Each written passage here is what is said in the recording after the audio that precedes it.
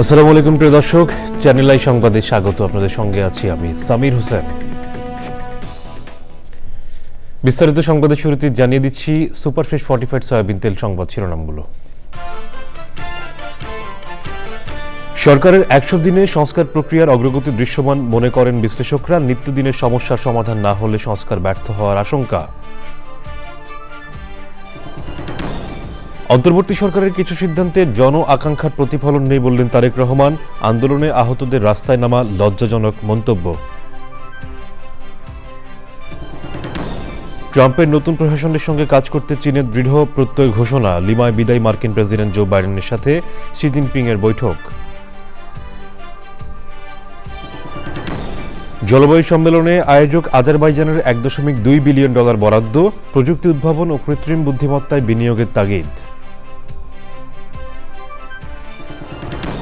এবং চীনা ভাষা শিক্ষায় বাংলাদেশি শিক্ষার্থীদের আগ্রহ বাড়ছে। চাকরি কিংবা বৃত্তি নিয়ে লেখাপড়ার জন্যই হয়ে উঠছে জনপ্রিয়।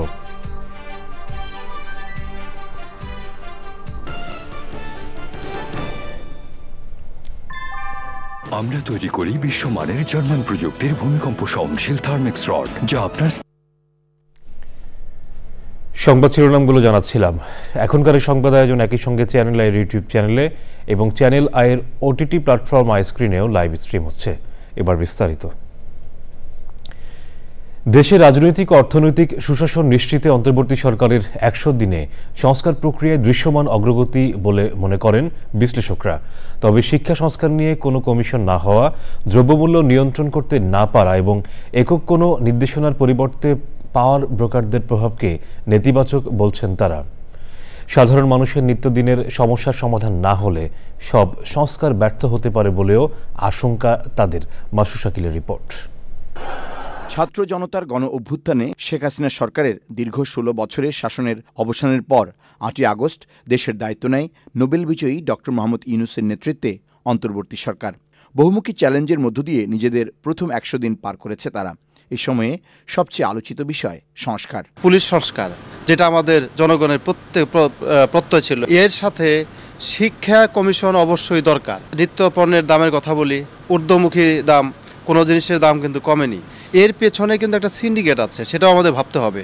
এই সরকার যদি সিন্ডিকেট ভাঙতে না পারে তাহলে কিন্তু এই সরকারের যে অর্জন, মানে জনগণের যে প্রত্যাশা, সেটা কোনোটাই বাস্তবায়িত হবে না। কিছু কিছু জায়গায় হয়তো মনে হচ্ছে বেশ ভালো কাজ হচ্ছে, আবার কিছু কিছু জায়গায় মনে হচ্ছে লেজে গোবরে করে ফেলছে। আমরা দেখতে পাচ্ছি যে সিকিউরিটির বিষয়টা কিন্তু আস্তে আস্তে জোরালোভাবে শক্তভাবে দমন করা হচ্ছে। পুলিশ পারছে না, আর্মি আসছে। আমার কাছে মনে হয় যে আস্তে আস্তে জিনিসটা কন্ট্রোলে আসছে। অর্থনীতিবিদ হিসেবে আমরা বুঝি, আমি জানি ব্যবসায়ীরা অনেক ধরনের কমপ্লেন করছেন বা করছেন। আমি মনে করি যে একটা ফুটো হয়ে যাওয়া অর্থনীতিকে চাঙ্গা করে তোলা সহজ কাজ না, কিন্তু এগেইন সেন্স অফ ডিরেকশন, উনি যেই ডিরেকশনে যাচ্ছেন বা যেদিকে যাচ্ছেন, আমার মনে হয় সেগুলো সবই ঠিক আছে আর কি। গণ অভ্যুত্থানে সরাসরি অংশ নেয়া এই দুই শিক্ষক ইউনূস সরকারের কার্যক্রমে পুরোপুরি সন্তুষ্ট নন। পাওয়ার ব্রোকারদের দ্বারা বিভ্রান্ত না হয়ে স্বচ্ছতার সাথে জনকল্যাণে কাজ করার পরামর্শ দিয়েছেন তারা। জনগণের যে আকাঙ্ক্ষা, যারা মৃত্যুবরণ করেছে, আত্মাহুতি দিয়েছে, তাদের যে প্রত্যাশা, একটা নতুন বাংলাদেশ এবং বৈষম্যহীন সমাজ গঠনের যে প্রত্যয় ছিল, সেই প্রত্যয় থেকে আমরা এখনও কিন্তু অনেক দূরে আছি। যদিও বর্তমান সরকার আপ্রাণ চেষ্টা করে যাচ্ছে যে কিভাবে একটি ভগ্নদশা দেশ থেকে একটি সুসংগঠিত দেশ হিসাবে বিশ্বের বুকে দাঁড় করানো যায়। কিছু কিছু চেক অ্যান্ড ব্যালেন্স রাখতে হবে, যাতে আমার জুডিশিয়ারিটা খুবই ইন্ডিপেন্ডেন্ট থাকে, আমার পার্লামেন্ট ইন্ডিপেন্ডেন্ট থাকে, আমার পলিটিক্যাল এবং ইকোনমিক ইনস্টিটিউশনগুলো যাতে একটা আরেকটার উপর জবাবদিহিতা স্ট্রাকচার মেইনটেইন করতে পারে। যাতে এই দুই বিশ্লেষক বলছেন, রাজনৈতিক সংস্কৃতি ও কাঠামোগত পরিবর্তন আনা না গেলে পুরনো দিনের পুনরাবৃত্তি হওয়ার আশঙ্কা রয়েছে। Masud Shakil, channel I, Dhaka. বিএনপির ভারপ্রাপ্ত চেয়ারম্যান তারেক রহমান বলেছেন, অন্তর্বর্তী সরকারের কিছু সিদ্ধান্তে মনে হচ্ছে তারা জন আকাঙ্ক্ষার প্রতিফলন ঘটাচ্ছে না, যা ভালো মনে করছে তাই করছে। তিনি আরও বলেছেন, ভোটের বিষয়টি নিশ্চিত হলে জনগণের সঙ্গে সরকারের সম্পর্ক দৃঢ় হবে। জুলাই আগস্টের গণ আন্দোলনে আহতদের বিক্ষোভের বিষয়ে লজ্জাজনক মন্তব্য করে তিনি বলেছেন, সরকারকে অগ্রাধিকার নির্ধারণে ভুল করলে চলবে না। রাহুল রায়ের রিপোর্ট। রাজধানীতে জাতীয়তাবাদী textile engineers association of Bangladesh জেটেবের তৃতীয় জাতীয় কাউন্সিল অনুষ্ঠানে ছিলেন দলের মহাসচিব মির্জা ফখরুল ইসলাম আলমগীর সহ সিনিয়র নেতারা। অন্যান্য কর্মসূচির মতো এতেও লন্ডন থেকে অনলাইনে যুক্ত হন বিএনপির ভারপ্রাপ্ত চেয়ারম্যান তারেক রহমান। জেটেবের নতুন নেতৃত্বকে অভিনন্দন জানিয়ে সমৃদ্ধ বাংলাদেশের জন্য দক্ষ জনশক্তি গড়ায় বিনিয়োগের আহ্বান জানান তিনি। কথা বলেন সাম্প্রতিক বিভিন্ন ইস্যুতে। যে রাষ্ট্র মেরামতের কর্মযজ্ঞ সম্পাদন করতে গিয়ে অগ্রাধিকারের সেটিং যদি ভুল হয়, অর্থাৎ কোনটা প্রায়োরিটি দিবেন ওনারা সেটা যদি ভুল হয়, তাহলে কিন্তু জনগণের কাছে সরকারের অদক্ষতা হিসাবেই কিন্তু এটি বিবেচিত হবে। জুলাই আগস্টের যেই গণ অভ্যুত্থান, হাত পা কান চোখ বিভিন্ন অঙ্গহানি হয়েছে, আহতরা সুচিকিৎসার দাবি নিয়ে দুদিন আগে আমরা দেখেছি যে যেভাবে হাসপাতাল থেকে রাজপথে বেরিয়ে এসেছে, প্রত্যেকটি সাধারণ মানুষের জন্য এটা একটা অত্যন্ত লজ্জাকর দৃশ্য। যেই কষ্টের ভিতর দিয়ে যাচ্ছে, যেই দুর্বিষহ অবস্থার মধ্যে দিয়ে যাচ্ছে, এই যে নিত্য প্রয়োজনীয় দ্রব্যের যে দাম, এটার যে উঠানামা যেভাবে করছে, এই বিষয়টাও অন্তর্বর্তীকালীন সরকারের প্রায়োরিটি লিস্টের মধ্যে কত নম্বরে আছে। সরকার এবং জনগণের আস্থার সম্পর্ক তৈরির প্রয়োজনীয়তার কথা বলেন বিএনপির ভারপ্রাপ্ত চেয়ারম্যান। অন্তর্বর্তীকালীন সরকারের কিছু কিছু সিদ্ধান্ত মনে হয় তারা জন আকাঙ্ক্ষার, জনগণের যে আকাঙ্ক্ষা সেটার প্রতি ভ্রুক্ষেপ করতে বোধহয় চাইছে না, বরং তারা যেটা ভালো মনে করছে সেটাই তারা হয়তো চাপিয়ে দিতে চাইছে। অনেক অপ্রাপ্তি থাকার পরেও জনগণ কিন্তু এখনো এই সরকারের উপর আস্থা রাখতে চাইছে, তারা আস্থা হারাতে চাইছে না। তবে একটা প্রশ্ন হচ্ছে, সরকার কি ঔদ জনগণের আস্থা রাখতে চায়? কারণ জনগণের সঙ্গে সরকারের আস্থার সম্পর্ক নিবিড় থাকলে ষড়যন্ত্রকারীরা কিন্তু তাদের ষড়যন্ত্রের ডালপালা বিস্তারের সুযোগ পাবে না। জনগণ যখন বুঝবে যে হ্যাঁ, সত্যিকারভাবে তাদের ভোটের অধিকার প্রতিষ্ঠার জন্য এই অন্তর্বর্তীকালীন সরকার কাজ করছে, স্বাভাবিকভাবেই তাদের সাথে জনগণের সম্পর্কটা দৃঢ় হবে। তারেক রহমান বলেছেন, এই সরকারের সাফল্য সবার বিবেচিত না হলেও ব্যর্থতার দায় সবার নিতে হবে। অন্তর্বর্তীকালীন সরকারের সকল কাজ হয়তো সবার কাছে সাফল্য বলে বিবেচিত হবে না, কিন্তু অন্তর্বর্তীকালীন সরকারের ব্যর্থতা কিন্তু আমাদের সকলের ব্যর্থতা। রাহুল রায়, চ্যানেল আই, ঢাকা। মানুষের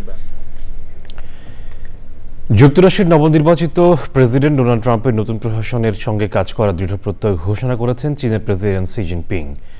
বিদায়ী মার্কিন প্রেসিডেন্ট জো বাইডেনের সঙ্গে সবশেষ বৈঠকে শনিবার শি জিনপিং এ প্রত্যয় ব্যক্ত করেন। বৈঠকে সাইবার অপরাধ থেকে বাণিজ্য, তাইওয়ান ও রাশিয়ার মতো মতবিরোধপূর্ণ বিষয়গুলো নিয়ে আলোচনা হয়েছে। পেরুর রাজধানী লিমার একটি হোটেলে চীনের প্রেসিডেন্টের সাথে যুক্তরাষ্ট্রের বিদায়ী প্রেসিডেন্টের বৈঠক হয়েছে। এশিয়া প্রশান্ত মহাসাগরীয় অর্থনৈতিক সহযোগিতা সংস্থা এপেক সম্মেলন উপলক্ষে তারা লিমায় অবস্থান করছেন। সম্মেলনের এক ফাঁকে বৈঠকটি হয়েছে। ভবিষ্যতে নিরাপদ আবাস নিশ্চিতে জাতিসংঘ জলবায়ু সম্মেলনের আয়োজক দেশ হিসেবে সবুজ প্রকল্পে $1.2 বিলিয়ন মার্কিন ডলার বরাদ্দের ঘোষণা দিয়েছে আজারবাইজান। সম্মেলনে উচ্চ পর্যায়ের আলোচনায় সংকট মোকাবেলায় পরিবেশ বান্ধব প্রযুক্তি উদ্ভাবন ও কৃত্রিম বুদ্ধিমত্তায় ব্যাপক বিনিয়োগের প্রয়োজনীয়তার কথা উঠে এসেছে। বৈশ্বিক উষ্ণতা নিরসনে জীবাশ্ম জ্বালানির ব্যবহার বন্ধে বিক্ষোভ করেছেন পরিবেশবাদীরা। আজারবাইজানের বাকু থেকে বিস্তারিত জানাচ্ছেন আলিম আল রাজি।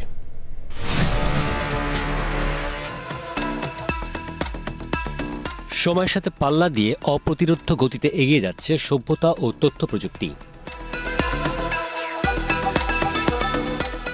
এগিয়ে যাওয়ার মিছিলে প্রাণ প্রকৃতিকে বাদ দেয় হুমকিতে পুরো সভ্যতা।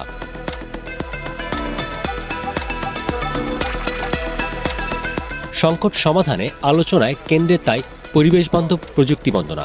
উন্নয়নের বিপরীতে টেকসই উন্নয়ন নিশ্চিতে আজারবাইজানের বাকুতে জাতিসংঘ জলবায়ু সম্মেলনে উঠে এসেছে ধরিত্রী রক্ষায় নয়া উদ্ভাবন ও কৃত্রিম বুদ্ধিমত্তার ইতিবাচক ব্যবহারের বাধ্যবাধকতা। এমন বাস্তবতায় বাংলাদেশ প্যাভিলিয়নের সাইড ইভেন্টে অভিযোজন, প্রশমন আর জাস্ট ট্রানজিশন নিশ্চিতে বাংলাদেশ সহ ঝুঁকিপূর্ণ দেশগুলোতে ন্যায্যতার ভিত্তিতে অর্থায়নে গুরুত্ব আরোপ করা হয়। এই নেগোসিয়েশন কার্যক্রমকে ত্বরান্বিত করার জন্য আমরা 9টি নেগোসিয়েশন টিম আমরা করেছি। সেখানে ক্লাইমেট এক্সপার্টরা আছেন, ফিনান্স এক্সপার্ট যারা আছেন ওরাও আছেন। এখানে কয়েকটি সাইড ইভেন্ট আমাদের অনুষ্ঠিত হবে বিভিন্ন বিষয়ভিত্তিক। উন্নয়নশীল দেশগুলো মূলত $1.3 ট্রিলিয়ন চেয়েছে প্রতি বছর climate change adaptation, mitigation, loss and damage. অর্থায়নটার গুণগত মান কী হবে সেটা নিয়ে আলোচনা হচ্ছে। যেমন আমরা বলছি যে অ্যাডাপ্টেশনের জন্য গ্র্যান্ড বেসড, লস অ্যান্ড ড্যামেজের জন্য গ্র্যান্ড বেসড, মিটিগেশনে হাইলি কনসেশনাল রেট, এটা আলোচনা হচ্ছে। এখন তো আলোচনা শুরু হয়েছে, কয়েকদিন হয়েছে, ডিসিশন পর্যায়ে এখনো আসেনি। সভ্যতা রক্ষায় প্রয়োজনীয় কার্যকর উদ্যোগ নিশ্চিতে সব পক্ষের সমন্বিত পদক্ষেপের আহ্বান বিশেষজ্ঞদের। পরিবেশ বান্ধব প্রযুক্তি, ডিজিটালাইজেশনের ব্যাপারে এসছে, ইনোভেটিভ ডিজিটালাইজেশনের কথা উঠেছে এবং এআই টেকনোলজি বা কৃত্রিম বুদ্ধিমত্তা। এর পাশাপাশি একটি ব্যাপার লক্ষণীয় যে এই প্রথম সপ্তাহে 13টি দেশের প্রধান নেগোশিয়েটর মন্ত্রী পর্যায়ে তাদের কিন্তু দেখা যায়নি খুব একটা। 13টি দেশ, এই 13টি দেশের মধ্যে ইউএসএ, ফ্রান্স, চায়না, ইন্ডিয়া। তো এর বাইরেও অন্যান্য বড় দেশগুলোও আছে যারা এই সম্মেলনে এখনও যোগ দেয়নি। তাদের অনুপস্থিতির কারণে এই সম্মেলনটি একটু নিষ্প্রভ হয়ে গেছে। তো সেখান থেকে আমি জানি না আমরা কতটুকু কি আমাদের প্রাপ্তি হবে এই সম্মেলন থেকে, তবে আগামী সপ্তাহে আমরা হয়তো বুঝতে পারবো এই কপ কোন দিকে যাচ্ছে।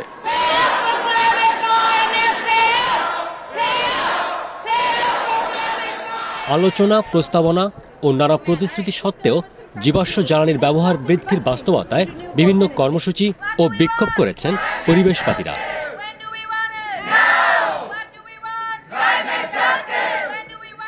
উচ্চ পর্যায়ের আলোচনায় ব্যাপক গুরুত্ব পেয়েছে বৈশ্বিক তাপমাত্রা 1.5 ডিগ্রি সেলসিয়াসের মধ্যে সীমাবদ্ধ রাখা ও 2050 সালের মধ্যে নেট জিরো লক্ষ্যমাত্রা অর্জন। আর সেই লক্ষ্যমাত্রা পূরণে প্রয়োজন পরিবেশ বান্ধব প্রযুক্তির ব্যাপক উদ্ভাবন, প্রসার ও ইতিবাচক বিনিয়োগ। আজারবাইজানের বাকু থেকে আলিমাল রাজি, চ্যানেল আই। চীনা ভাষা শিক্ষায় আগ্রহ বাড়ছে বাংলাদেশি শিক্ষার্থীদের। উদ্যোক্তা হওয়া বাংলাদেশে চীনা প্রতিষ্ঠানে চাকরি কিংবা বৃত্তি নিয়ে লেখাপড়া করার জন্য তৈরি হয়েছে এমন আগ্রহ। বাংলাদেশে চীনা ভাষা শিক্ষা প্রতিষ্ঠান belt and road Chinese centre বলছে, যে কোনো সময়ের চেয়ে এখন চীনা ভাষা শিক্ষার পরীক্ষায় বেশি শিক্ষার্থী অংশ নিচ্ছে। মোস্তফা মল্লিকের রিপোর্ট। মিরপুরে চীনা ভাষা শিক্ষা প্রতিষ্ঠান belt and Chinese centre.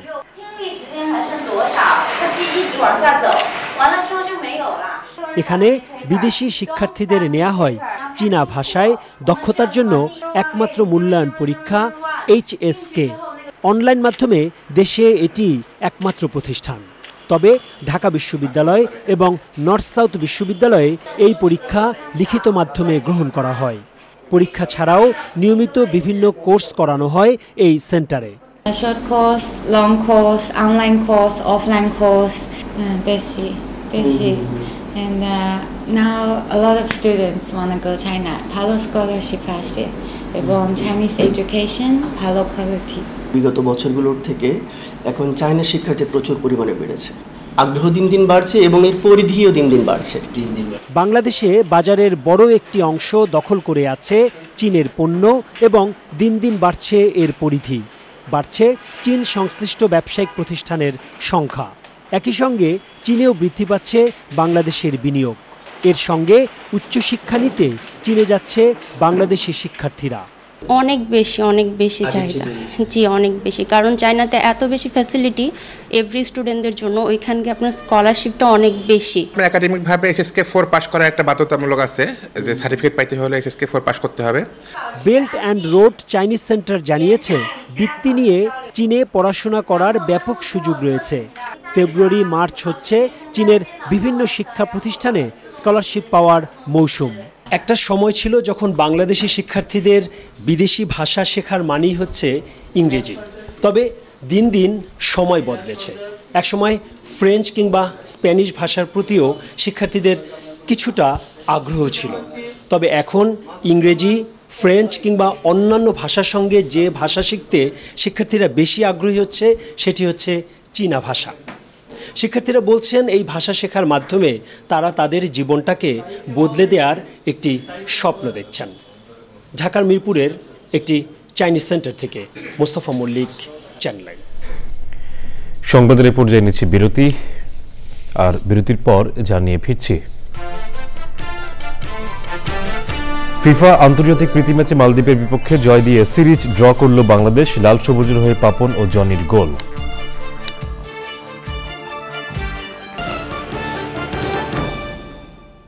Dove conditioner come challenge, চিরুনি আটকাবে নাকি মসৃণ ভাবে চলবে? শ্যাম্পুর পর 1 মিনিট রাখলে চুলে জট বাঁধবে না? চলুন দেখি। আশিয়া চুলের এক পাশে শ্যাম্পু, অন্য পাশে শ্যাম্পুর পর ডাভ কন্ডিশনার ব্যবহার করে চুলের মাঝ থেকে আগা পর্যন্ত।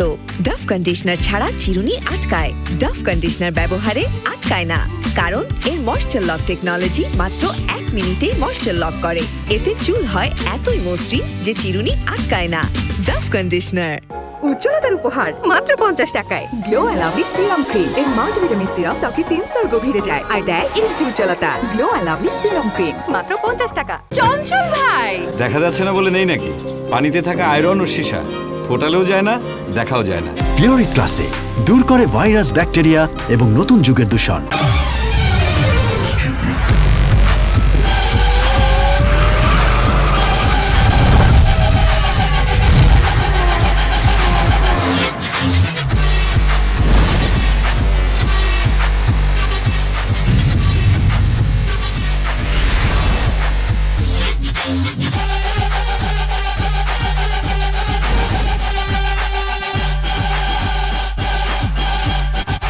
বাংলাদেশ, উত্তর আমেরিকা সহ 6টি মহাদেশে আপনার পণ্য, প্রতিষ্ঠান ও সামাজিক অনুষ্ঠান প্রচার ও প্রসারের জন্য যোগাযোগ করুন আমাদের সঙ্গে। Phone 7183161948, email impress.channeli@gmail.com।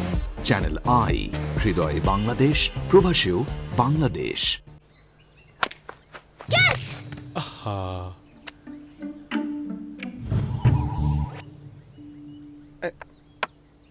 চেকমেট।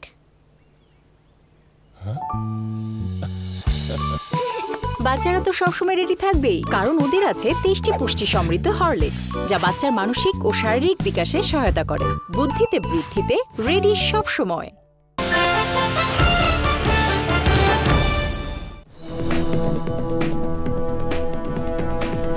বিরতির পর আবারও আমন্ত্রণ।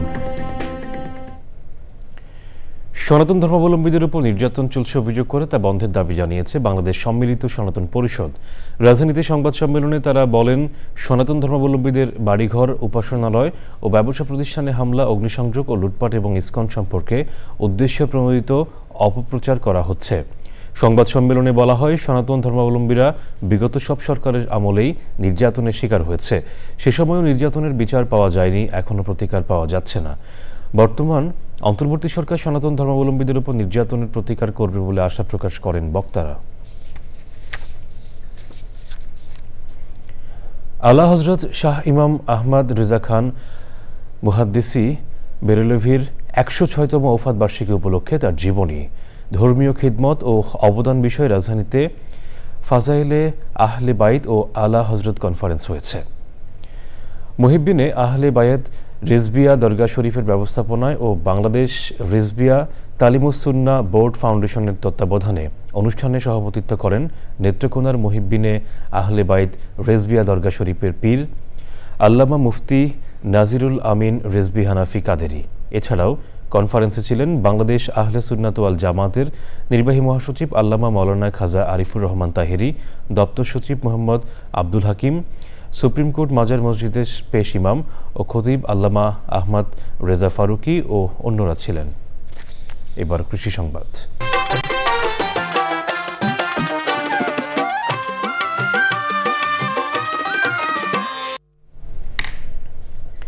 শরীয়তপুরে জাজিরা উপজেলার কৃষক ব্যস্ত সময় কাটাচ্ছেন টমেটো আবাদে ও পরিচর্যায়।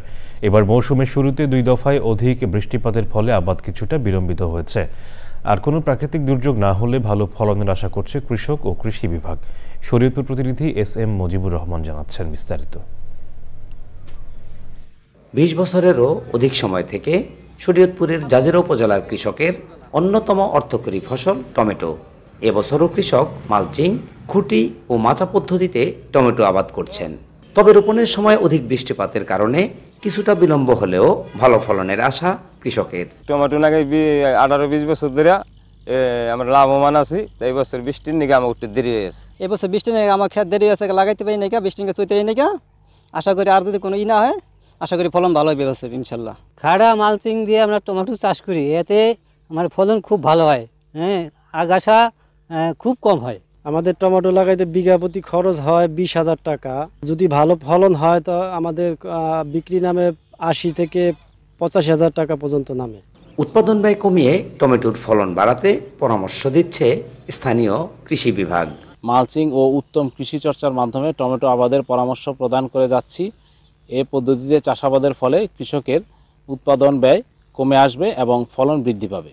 শরীয়তপুরের 6 উপজেলায় এবার টমেটো আবাদের লক্ষ্যমাত্রা 980 হেক্টর। এর মধ্যে জাজিরায় আবাদ হচ্ছে 250 হেক্টরে। SM. Mujibur Rahman, channel I, Shariatpur. এবার প্রকৃতি সংবাদ।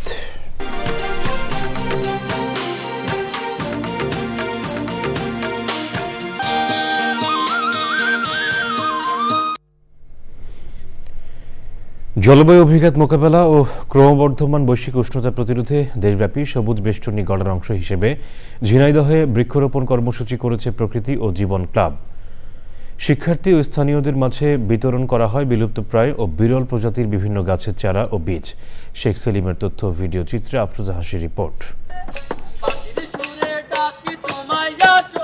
সবুজের সাজাই বাংলাদেশ স্লোগানে ঝিনাইদহে প্রকৃতি ও জীবন ক্লাবের উদ্যোগে ফলদ, বনজ ও ওষুধি গাছের চারা রোপণ।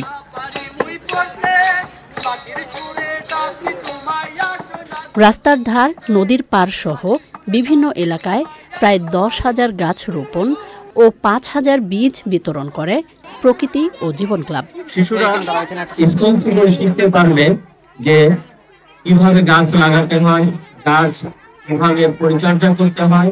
আমরাও অনেক খুশি যে এদেরকে আমরা বিভিন্ন গাছ সম্পর্কে জানাতে পারলাম। বৃক্ষরোপণের কোনো মৌসুম নেই, ওটা সমস্ত বছরব্যাপী চলবে। বাচ্চাদের গাছগুলো দিয়েছি যেন বাচ্চারা ছোটবেলা থেকেই গাছের প্রতি একটা গুরুত্ব বুঝতে পারে।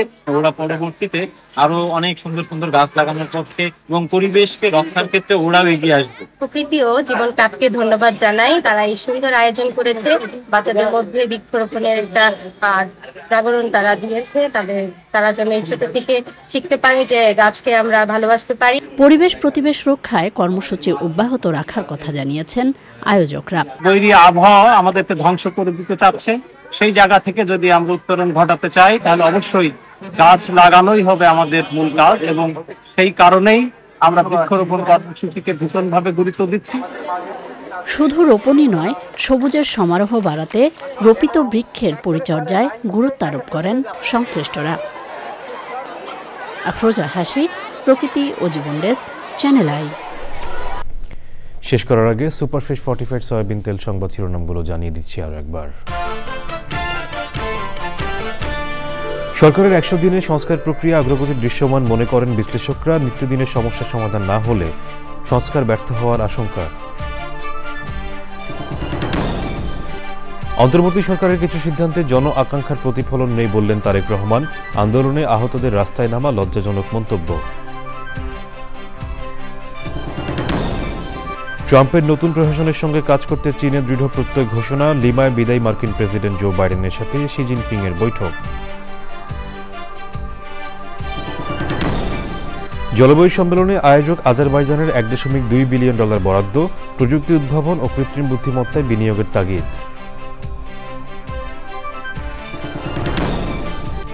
এবং চীনা ভাষা শিক্ষায় বাংলাদেশি শিক্ষার্থীদের আগ্রহ বাড়ছে। চাকরি কিংবা বৃত্তি নিয়ে লেখাপড়ার জন্যই হয়ে উঠছে জনপ্রিয়।